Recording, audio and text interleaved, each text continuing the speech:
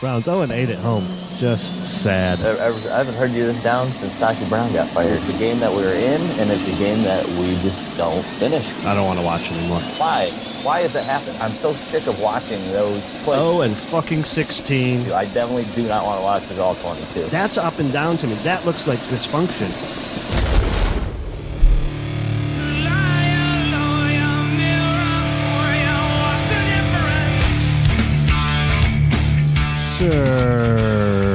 Surviving this season, episode 13, season 3. Preseason's over. Dun, dun, dun, dun, dun, dun, dun. On to the regular season, finally. Although we do have one more fucking Hard Knocks to sit through, but I'm not going to complain about that today. Sounds like you are. Just did, yeah. 3-1, baby. 3-1. Playoffs this year? Playoffs? I don't know. If they start Baker, I would probably say yeah. But since we're starting Tyrod, dang, we're probably just going to have to settle for 6 wins again. Baker, Khalil Mack coming in, obviously. That's looks like that's underway. Ooh-wee. All right, here it is. Khalil Mack, 2 first-round picks. Are you doing it? Yes. All right. Are you saying 19 and 20 first-round picks? Sure. Can you trade 21? Okay. Can't you only trade two years' worth, or is that 2 in a row? Completely making that up? Ooh. Is that NBA? NBA has a rule like that as well, but yeah. I think the NFL does. What I mean is, are you allowed to trade away picks that far away? You know, I know you can't. In the NBA, you can't trade first round picks for like so many years in a row because the Cleveland Cavaliers did such a thing a long time ago, and they had to force that rule in. But the NFL, I thought that you could only trade like 2 or 3 years worth of draft picks. You couldn't go beyond that. But you know what? I'm probably completely making that up. So let's move on. So I would also trade. I think I'm to the point. I didn't even thought about it until one of my friends asked me last night when we were talking about, we kind of talked it through, and I was like, well, I would rather trade a first round and then like a third round and like maybe a player on our team if they would take that, but somebody that's expendable. Hopefully, if we really have Khalil Mack, we're talking about picking the highest would be like in the teens, right? And then the following year, we expect to be picking in like the late 20s or even 30s when we win that Super Bowl. We'll be picking 32. So, how big of a loss is that first round pick? Yeah, that was my thinking too. While this year's season might be average, you're still thinking with that pick, even if it's between 10 and 15 or 10 and 18, edge player is still somebody that you're looking for there. Well, you already got it. And you won't find that quality of a player at, 15 or 16. Like if you're going to get, the Bosa kid or the kid from Houston, the defensive tackle, name slipping my Ed Oliver, those guys are going to go right away. And if you get Khalil Mack now, you're going to have to pay him an ass ton of money. Well, guess what? We have, I don't know if anybody looked, but we happen to have a few dollars to spend. Thank you, Sashi. And we can go ahead and spend that money on a guy who's... I can fight the case. We can spend that money. We can spend that money and get one that we already know is proven player.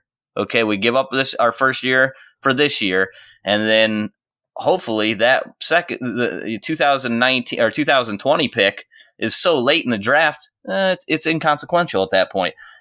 We still have some other positions we need to address. I think we're still going to be looking for a cornerback, next year. And those, like to get a premier one, you usually have to take them at the top of the first round, or a left tackle is going to be on the list. Now, it's sort of trending today that Desmond Harrison is like the one who Nathan Zaguro was talking about, who the Browns really think can take over. Well, he's got a lot of work to do. I'm not ready to crown this guy just yet. And if you're going to get a premier tackle, chances are you're going to have to take him really high. So there's always free agency. We got still tons of money to spend on those things. But that money that you invest in Khalil Mack is going to be a few extra dollars you're going to take away from your free agency pool. But I'm hard pressed to say no to this trade. I think that this would be a trade that you would want the Browns to make at this point. Yeah, Mac's contract would be coming up like for the fourth year when Miles is getting his gigantic extension. So how much would they pay Miles? Whatever Mac gets paid Double this weekend. Yeah. Inflation, So, bro. I wish I had the Donald contract. I saw the numbers; they were astronomical. Over $100 million, 6-year deal. I think it might even been 120 something, or maybe even more.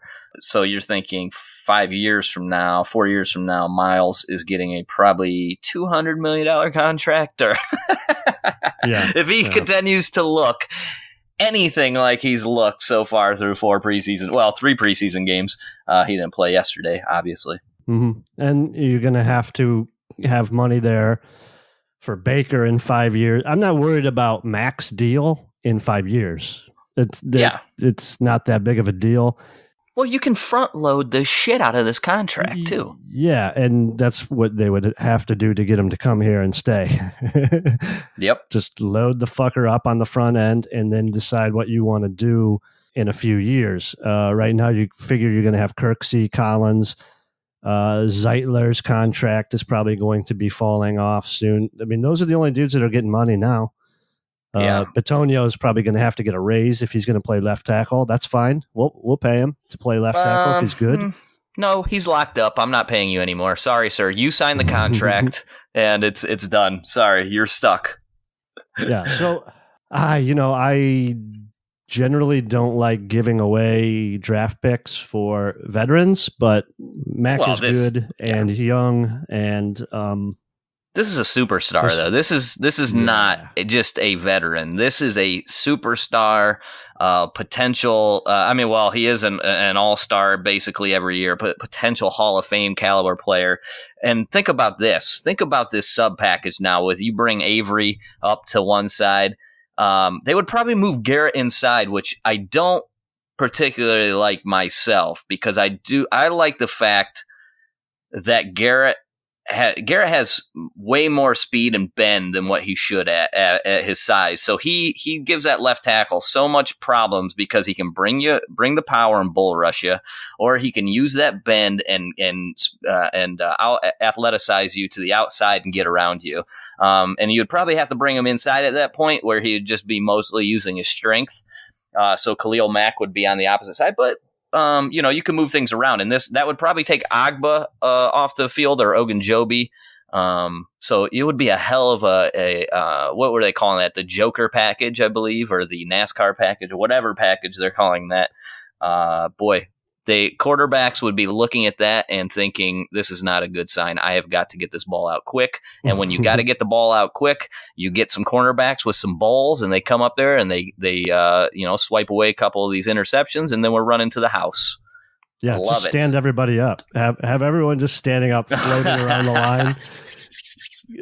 Garrett, Agba, just stand them up, let them go. It'd be great. Just bouncing around each other, and then. Oh my gosh! What? Here's the thing. 2 years ago, and you said, "Oh, let's give 2 picks for Mac." No. This is only based on the fact that I expect to be winning the division in the next couple of years, and this guy would immediately, opposite Garrett, make a huge difference. If Garrett wasn't here, I don't even know if I would do it. I would like, okay, we got to hit something in the draft. But Garrett's here. Garrett's going to be here. Why not pair Garrett up with somebody that's, on the same footing with the possibility of being, perennial all-pro? No, I 100% agree with you, because we were in rebuilding mode. You needed those. Those were going to be high draft picks. We have a good pass rusher that we got out of that, Myles Garrett. But this is about fitting pieces now. This is about, okay, we're there. We've got foundational pieces set. We're just a couple players away. This is the kind of player that puts you over the top. This is the kind of player that you add to this team, and that you have a chance to win your division this year. This year. I'm not talking about next year. I'm talking about this year with Khalil Mack. It's going to give you such a bump. You're going to have a chance to be winning your division. Now, the Steelers are still up there. The Steelers still have a hell of an offense to contend with. But that offense is going to be going up against what is basically the equivalent of the Jacksonville Jaguars defensive line at this point, right? Because you add Khalil Mack, we're every bit as good as that rotation they have, and that's why Jacksonville wins. Their defense, you got 4 guys that can apply pressure all the time at a consistent basis, and then you have the rest of your defense, 7 guys in coverage all the time, and you have good coverage guys. So that is the recipe. And I say we take Khalil Mack, we throw him in the pot, and we get this stew a mixing right now. Yeah, if you're going to do it, you got to do it when your quarterback's making no money. Yep. That's when you do this kind of stuff. And then 100%. You do it when you're ready to compete, not when you're rebuilding. That would be dumb. Are they ready to compete? Other thing, yeah. Exactly. With Mayfield and that defensive line, sure. Like you said, we probably need some corners. Well, you're just going to fit in dudes. But how much better are the corners going to play, and the linebackers for that matter, when you can apply pressure think Agba has really gotten off to a slow start, to be honest, this preseason. And even if Og was playing at his best, he's never applying pressure at the same rate that Khalil Mack is. If you just take your 4-man line and you have Garrett on one side and Khalil Mack on the other side, they are not going to have time. It is going to be a consistent quarterbacks just running for their life, dealing with pressure nonstop.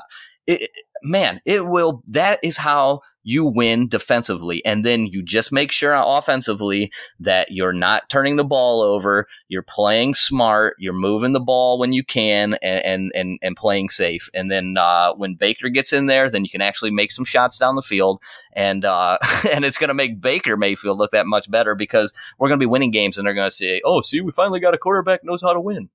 Yeah, the old quarterback wins games line thing. The old win-loss record determines how good you are. That's right. Yeah. So I guess we won last night. 3-1, baby. Game. 3-1. By the way, just real quick, who is it? Benjamin Albright said nothing imminent, and the Browns might not even be the leaders in the clubhouse right now at this point. So for Khalil Mack, that is. Oh, okay. Okay. Yeah, so, I'm keeping a close eye on Twitter. We expect some more cuts to come down. Right now we have confirmation from Fabiano's agent that he is one that is going to be released. We have no other information so far yet. Right. Yeah, but you were right. We won 35-37. Really, we'll just mostly cover that first half when Baker played, because that was the interesting part.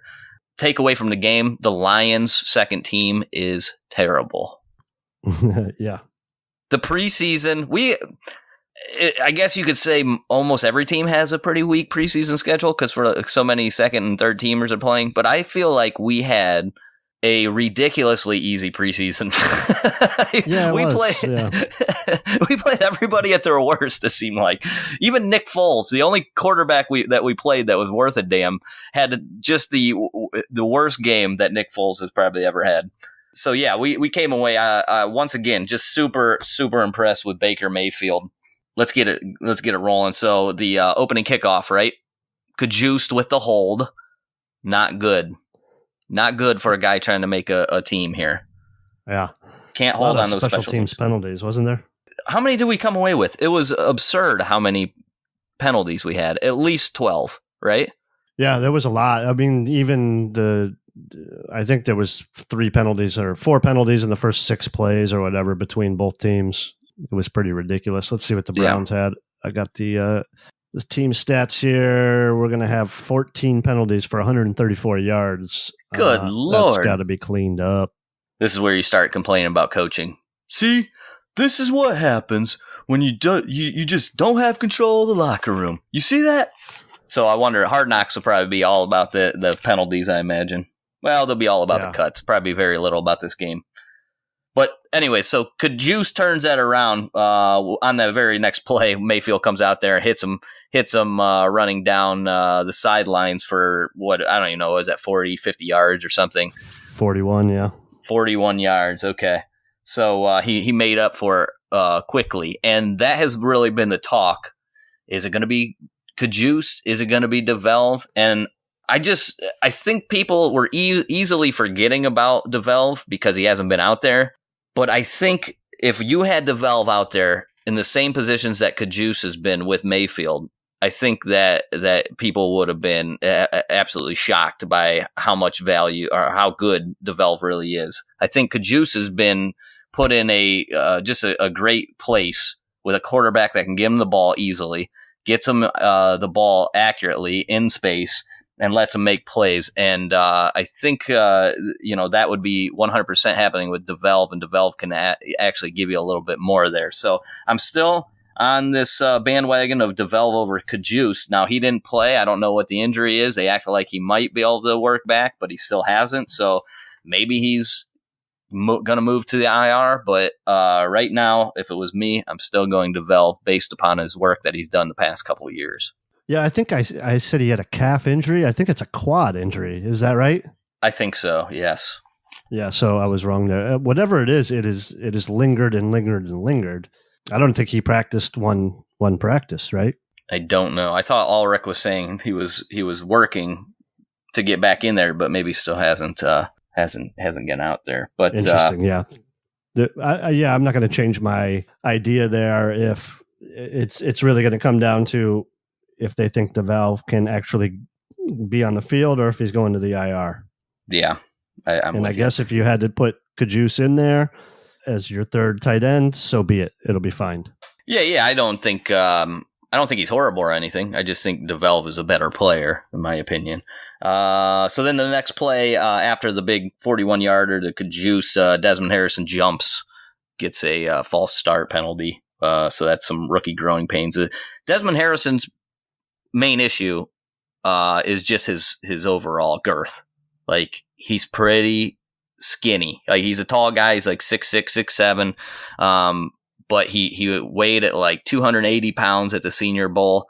I was talking about it on Twitter today with some people, and somebody said that he was sick, and he actually just like a couple weeks later he's up to 292, but he's still thin. That's still not enough weight for that size, and you can see that he gets beat by bull rushers. We talked about it the game against the Eagles where he got pushed back.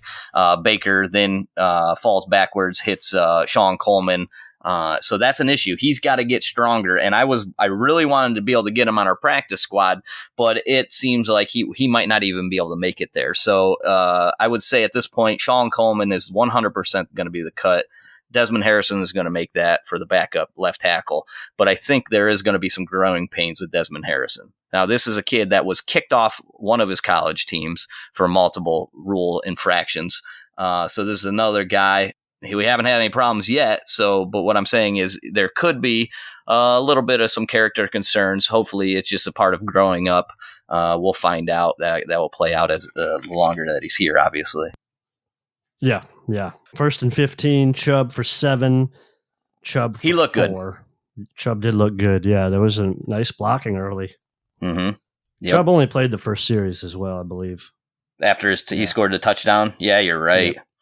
Yeah, and then Baker to Kajust for 7 there again or something. 3rd and 5, yep. And then first downs. Chubb ran off the 15-yarder, and if you see, Zeitler was in there yesterday to start. He only played the one series. He's been hurt the entire preseason up until this point. And you see he's the pulling guard, gets a big block, opens it up for Chubb. This is like it's like Zeitler. He's basically like the varsity guy out there playing with the JV. Just throwing people around, easy stuff for him. Another good run by Chubb and sets up another first down. Chubb for 2. And then what did Baker do? Throw it away there? Yeah, it was a throwaway. Yeah, if you look at that, it was Corbett and Harrison there. They're sort of trading. Corbett thought he was trading off his man to Harrison, and Harrison didn't pick him up, and Harrison really didn't block anybody. It seemed like a little bit of a miscommunication by the line there. And then that guy got through there quickly, and Baker basically just had to get it out of his hands at that point. He avoided a sack. Good movement. Once again, I mean, Baker in the pocket has just been outstanding. Yeah, while keeping his eyes downfield, too. And like almost a innate sense of the defenders around him, when to step up, when to flush. Like, it seems like he really does feel pressure. I'm not sure you see that well out of a lot of rookies. I thought Baker as a whole, and I know we're going through it, there's times where he probably needs to get the ball out quicker or do something instead of holding on to it. But I think that comes with, one, maybe a more personalized game plan for him, a more personalized offense, and two, better receivers, just a better group on the field that are creating separation. So hopefully we can see that progression, moving forward, that he processes everything a little quicker. That seemed to be his only weakness to me. Do you think there's any chance it's just because he's not ready? Well, yeah. I mean, he's a rookie. That's shit that you just get better at. Because I was actually going to say, I'm so sick of people saying he's not ready. He's obviously ready to compete in the NFL. No, he's obviously ready to compete. That doesn't mean he's going to be. He's going to make mistakes. Perfect. Yeah, sure. Yes, I don't 100%. Think he's not. Yeah, I'm not saying he's not ready. To me, he's better. He's a better quarterback than Tyrod. And I don't know if it's even that close. If you want to make a statement of, we don't have to start a rookie because we have somebody here that can start a few games and let the rookie just sit back and chill and learn without pressure, cool, that's fine. I don't know his personality, and I'm not in the room. But if you're saying Mayfield's not as good as Tyrod or can't win as many games as Tyrod, that's crazy to me. All right. I agree with you. I really do. All right. So then third and 8. Tables over here if you want. So the 3rd and 8, he hits Callaway 1 yard short of the first down. So that's a rookie mistake. Got to throw past the sticks. I always say, got to run your route past the sticks. I don't know if that's what happened, but he hit Callaway there. He gets 7, set up 4th down and 1. And that's where Chubb ran in for that 3-yard run. And it's the little thing. Damari Scott, by the way. Oh, it was. It wasn't Callaway? Yeah, Callaway had only 1 target, no catches. Oh, you're right. I wrote down Callaway.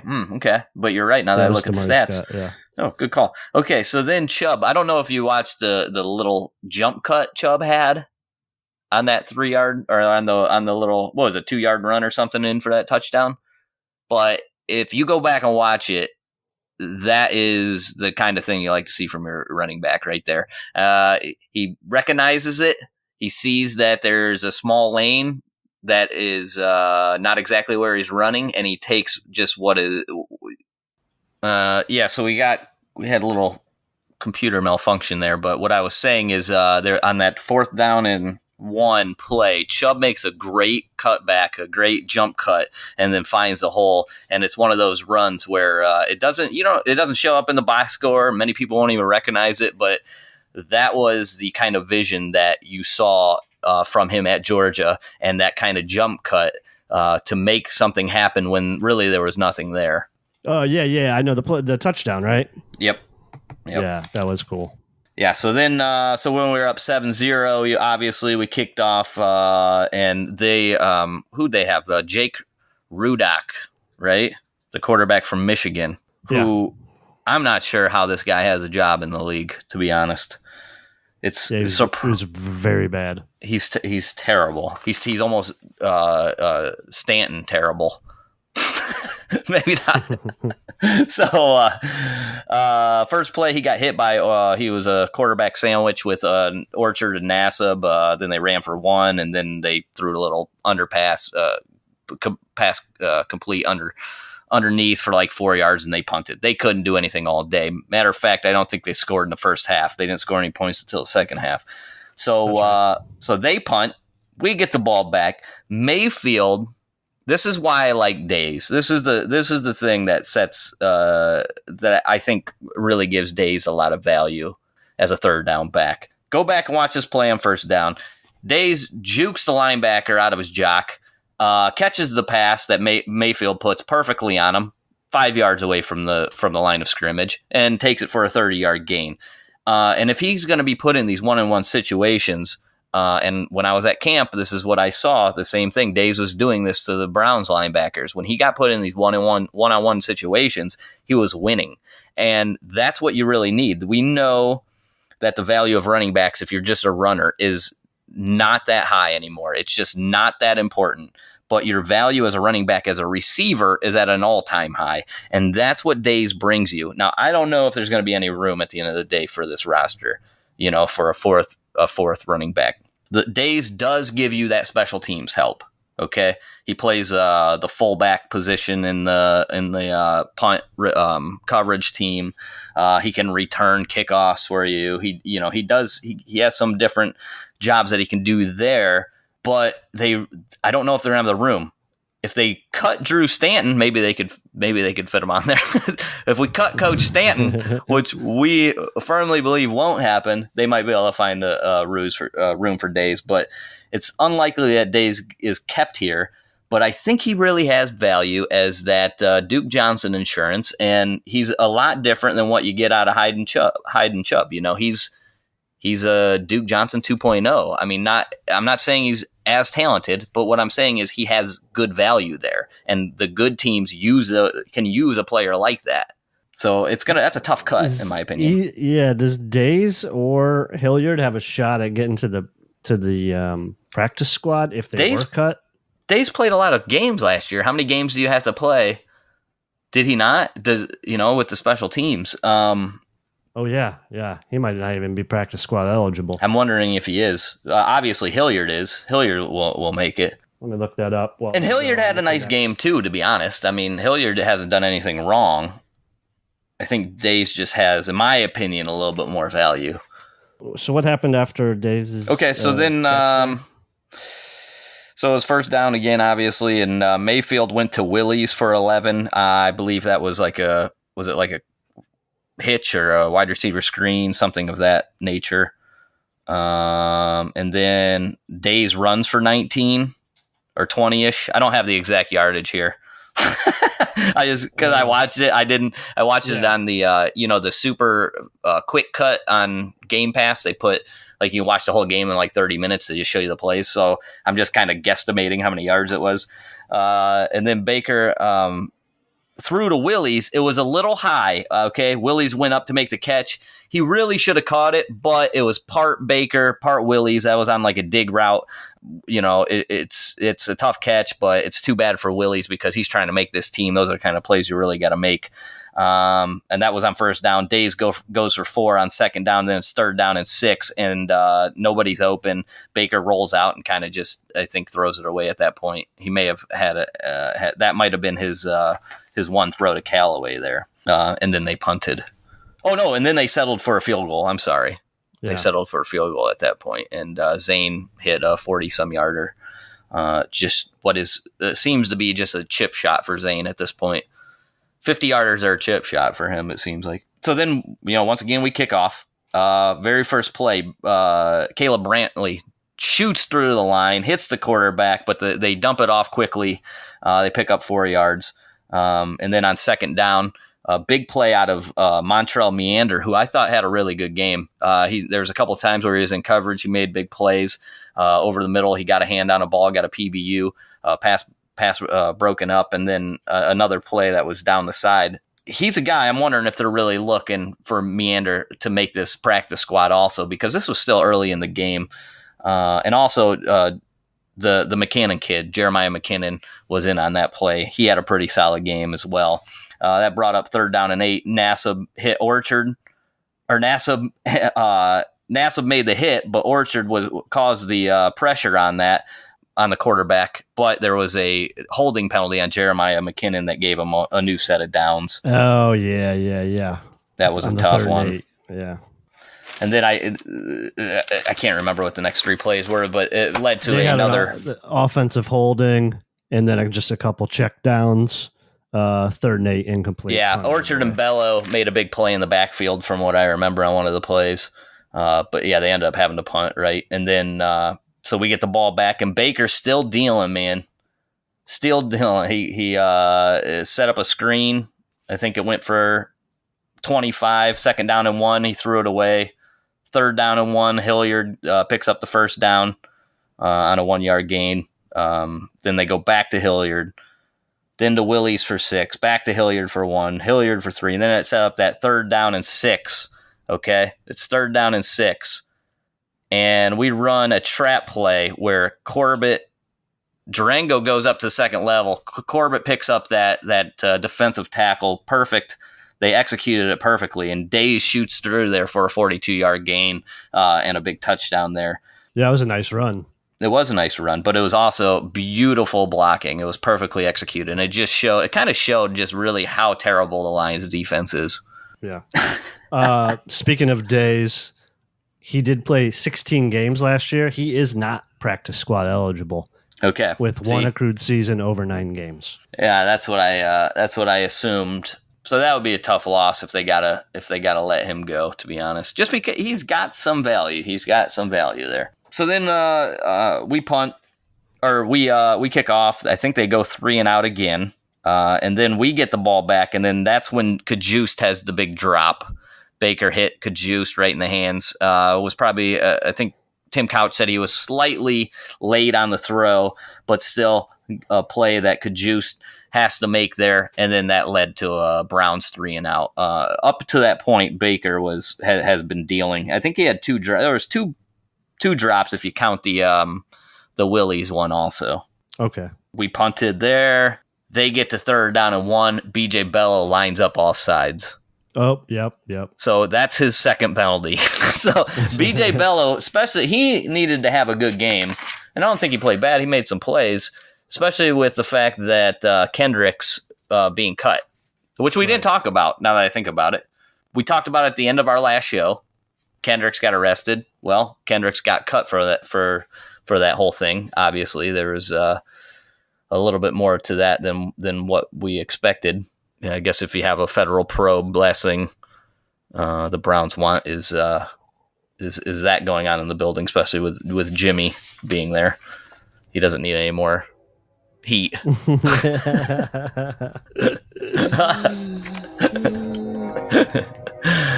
But yeah, so Bello, 2 of those 14 penalties were from BJ Bello, which doesn't help out his case. But I think that's what we had talked about. He gives you another guy to play special teams with Burgess. So I'm thinking right now, Schobert, Avery, Collins, Kirksey, Burgess, and Bello, in my opinion. What do you think about those? Burgess, did he have a possible concussion? Well, he had a concussion. Yeah, but I don't see anybody making the team over him. Greg Williams loves Burgess. Yeah, no, he's making the team. I'm just asking out of curiosity. Yes, he got a concussion. I wish I knew what the injury was for. CJ Board. Yeah, he got hurt early, so that might change up that 6. I mean, if you're taking 6 wide receivers, who knows? I had CJ Board making my team. I really thought he's had an excellent camp. Maybe he's injured. They can get him onto the practice squad after that. Maybe they do some kind of IR deal with him if it was anything major. We haven't heard yet, so I'll be looking for that. That's too bad for him because he was having a hell of a time, and then to take an injury on the last preseason game after you put all this work in, you just got to be sick. yeah, because I kind of like him to make the team. But everyone, you got to be healthy. There's just they don't have room to put guys on there that are going to be inactive every week. The best ability is availability. Yeah, they say. So, where were we then? So they ended up punting, even though BJ Bello stepped off sides on that 3rd down and 1. And 1st down, Baker to Orson. I keep wanting to call him Orson Welles all the time.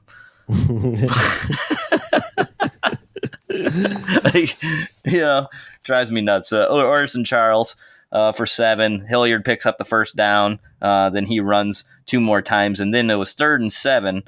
And Baker scrambles. I believe he just throws a ball out of bounds, but there's a defensive holding call. Yep. And we get a new set of downs. Then it's Hilliard for 1, and this 2nd down and 9 is where I just put my hands up in the air and started clapping. Yes. Like, we got this. It was such a beautiful throw. It was that cover 2 and what they call the whole shot. They put it right in that little pocket.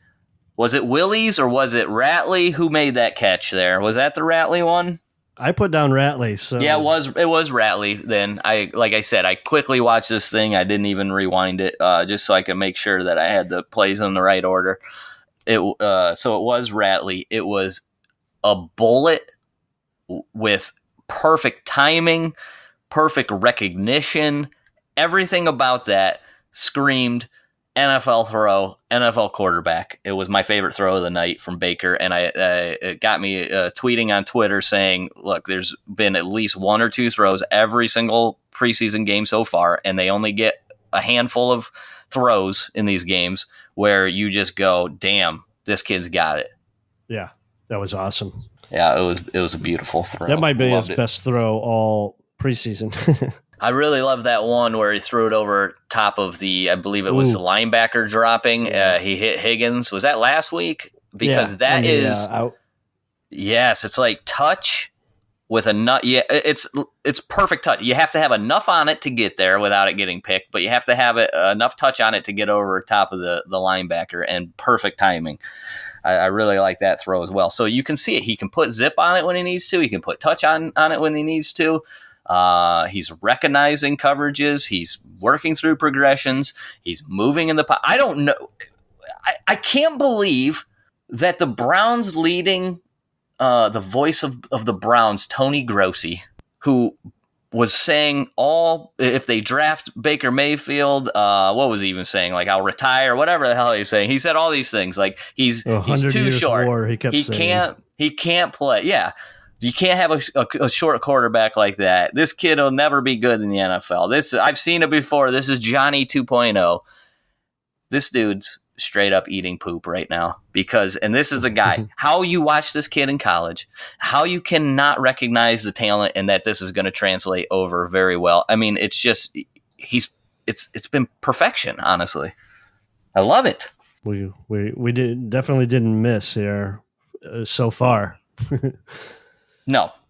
So then you followed up that perfect throw with a three plays and a punt, but it went Hilliard 1, Days 4, and then Baker was scrambling. Now I wish we still don't have all 22. Once we get to the regular season, NFL Game Pass provides all 22 of the games, and then I can actually get much better when go back and watch these and see. Is Baker missing things in these, or is there just nobody open? Right now, I can't tell. Right. Yeah, it's hard to see on the regular broadcast because they're constantly cutting away to talk to people and show dumb stuff. Yeah, and there was like 2:13 left on the clock at that point. They punted, and didn't we have like a penalty or something? Oh, no, is that when Orchard picked it off? Yeah, Orchard took one to the house. Yeah, which was awesome to see for him. He had a pretty good game. He's been living in the opponent's backfield now. It has been against second team line for the most part. Sure. It's just going to be tough for this guy to make the squad. And I had it down to Chris Smith, Orchard, and Chad Thomas. Now, obviously they drafted Chad Thomas in the third round. They like the fact that he is so big, his physical, 280 pounds. I think they want him to develop in Calais Campbell. I don't know if he'll ever be there, but they're not going to turn away from him after, a preseason. So it really brings it down to Orchard and Chris Smith at this point. Orchard played before Chris Smith.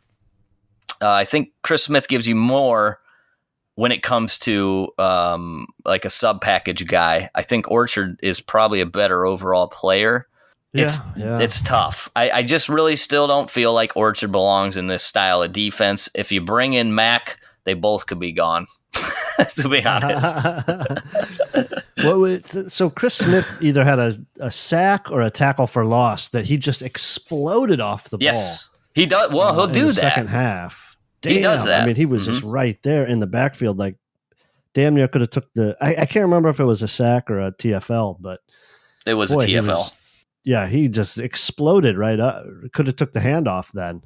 Like, he was right in the backfield. Yeah, I'm not sure I just think Orchard's out of position in our defense. Yeah. But, of course, if they're going to play Avery at edge, I mean, Avery's probably bigger than Orchard, right? No. No, not anymore. Orchard put on he's put on a good What's amount Avery, of weight. 240? 250. Orchard's probably into the 260s at this point, I would say. He's definitely bulked up. Avery just he's just so much more dynamic. He's got so much more athleticism. It's not even fair. Orchard never had that. Orchard was a production guy in college. Like, he put down a lot of sacks, but if you went back and look at his workout numbers, he was a pedestrian, as an athlete. And he was really meant to be a 3-4 outside rush linebacker. Every once in a while, drop back into coverage and be more athletic. And then they asked him to add weight, and he just doesn't really have the frame for it. He can't keep up. He was never explosive, so he can't even keep up the little bit of explosiveness that he has with the extra weight. I think it's tough. I don't know. I don't think he's been bad. I think he's actually had a pretty good preseason. But we said that same thing about him last year, and he was on the bubble. Yeah. Yeah. Remember how we talked him up? I mean, we're like, dude, Orchard's playing himself into a roster spot when we didn't think he had one last year.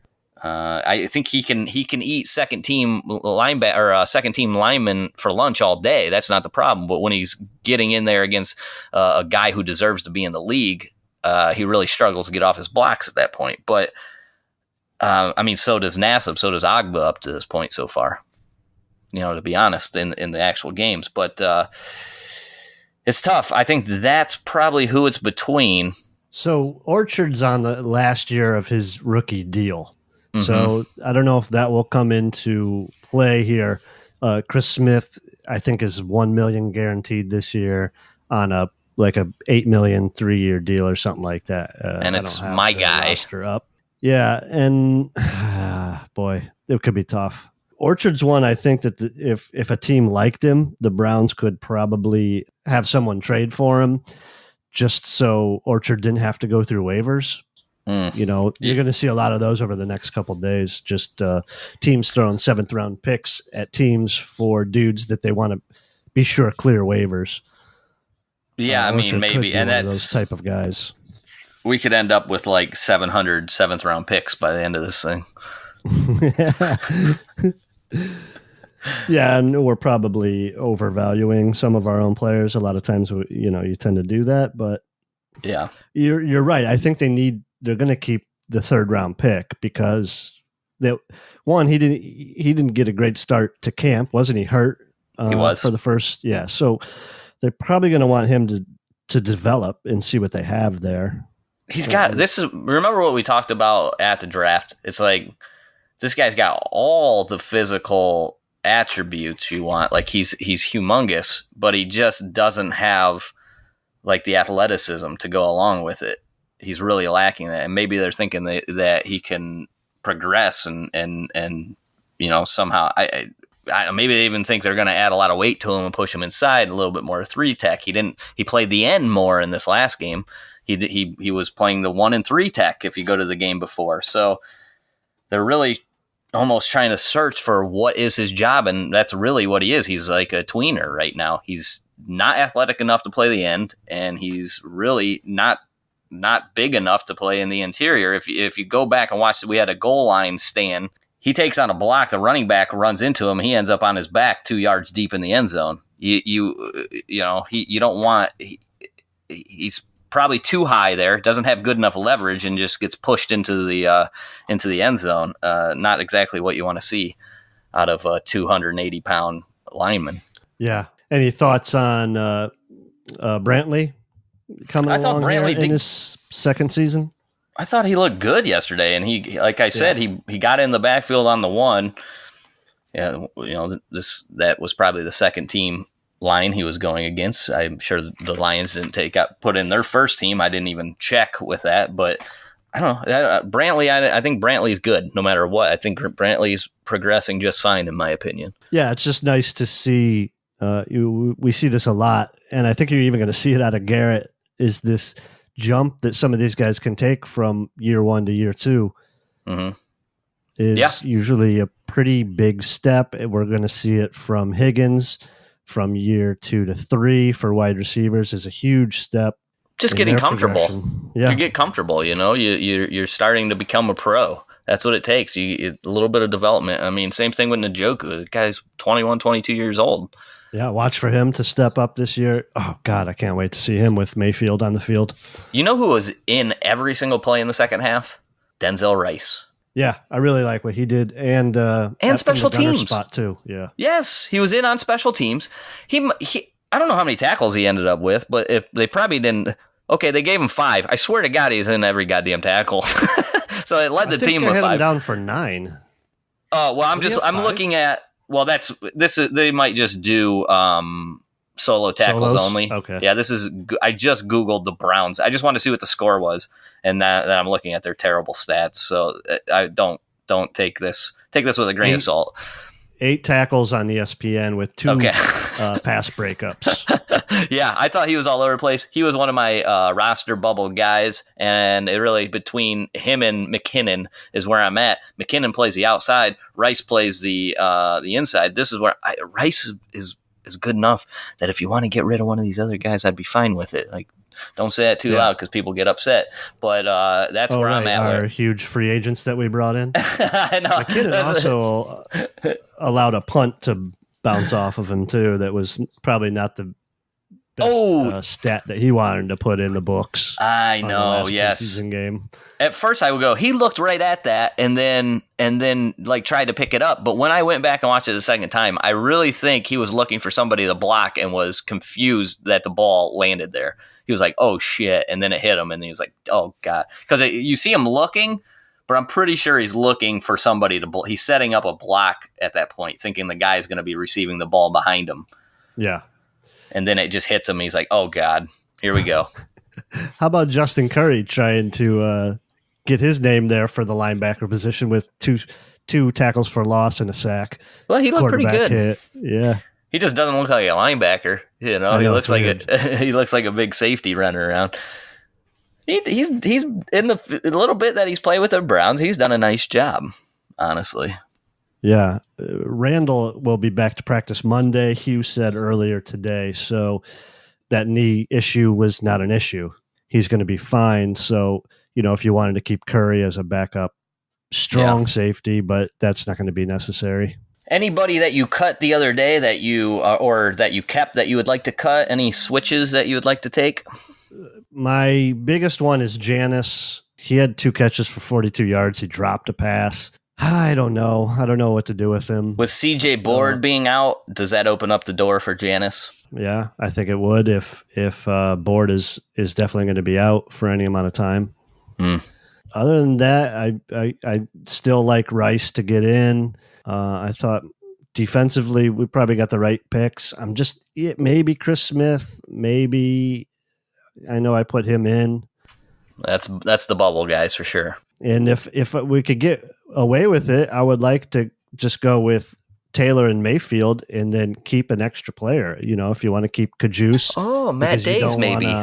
You don't want to IR DeValve, or you want to keep Days around as a third down back, and then. I don't know. You could free up a roster spot if Taylor goes down during the season and Mayfield has to go in. You can sign somebody to come in and play backup. You can sign a vet. I mean, that's usually fairly easy to do. Now, what happened to you have to have a veteran quarterback, according to you, so he can show you how to do his taxes? What happened to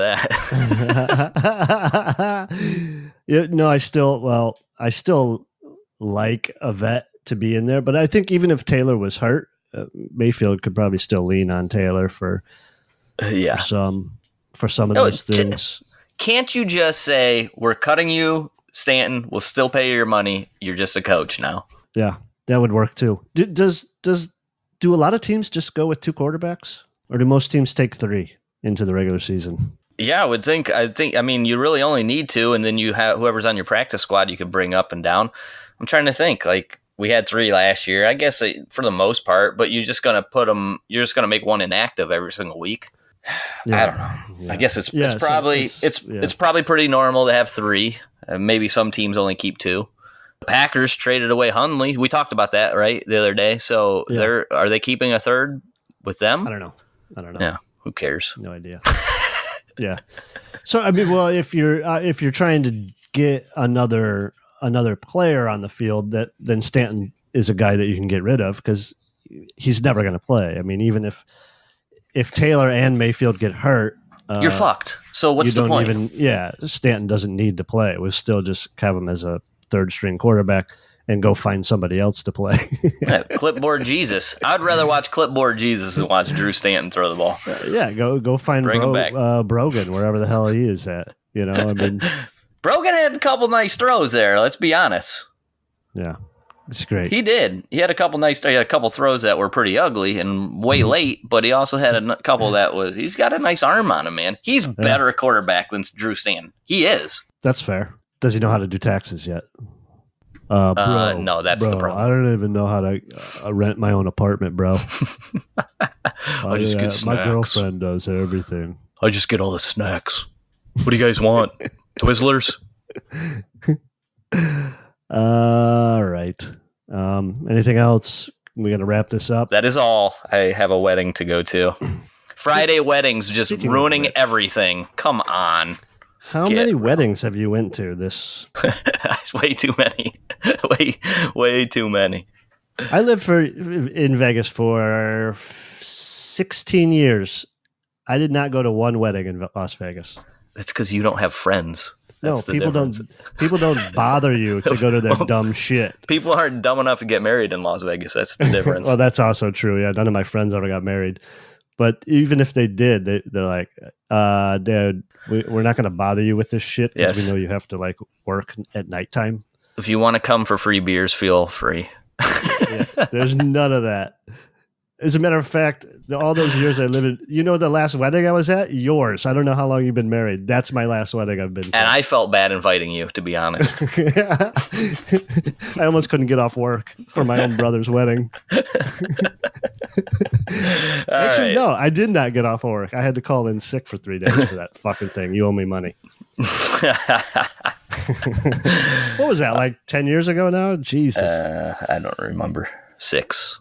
You've been to more weddings this year than anybody I know. It's amazing. All right, let's go. Wrap it up. Twitter at STS Podcasts, email survivingtheseason@gmail.com, Patreon for if you want to be an executive producer of this show. Who doesn't? You can support the show there, patreon.com/STS Podcasts. Thank you to all of our executive producers currently. We appreciate it very much. #Road to Redemption. We are on the way. Get on the Mayfield train, everybody. Here we go. On the way. Greg, tell them what we say. Keep on surviving.